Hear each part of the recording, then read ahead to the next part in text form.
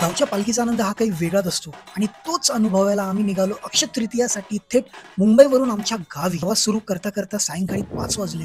मुंबईच्या दगदगीचे जीवन आणि ट्रॅफिक मधून निघता निघता खूप वेळ वाया गेला. पण बघतोस तर काय सूर्यास्त होताच कोकणातले वारे लागू लागले. आषाढी टनल मधून जायचा एक्सपिरियन्स हा काही वेगळाच होता. रात्रीचे 2 वाजले आणि आम्ही आमच्या गावी पोहोचलो. रात्री 2 वाजता सुद्धा गावामध्ये मुंबईसारखा धुमाकूळ चालू होता. क्रमाची समाप्ती झाली आणि आता सुरू होतो दुसरा दिवस. आता गावी दिवसाची सुरुवात म्हणजे पिठला आणि भाकरी. पिठला आणि भाकरीवर ताव मारून आम्ही निघालो मुंबईची तोंड गावकऱ्यांना दाखवायला. मंदिरात सत्यनारायणची पूजा झाल्यावर आम्ही बसलो आमचे फेवरेट काम करायला, जेवायला. पंक्तीतलं जेवण म्हणजे काही वेगळंच असतं मित्रांनो. रात्रीची वेळ झाली आणि आम्ही मंदिरात निघालो. मंदिरात पोहोचतो तर हरिपाठ चालू होता.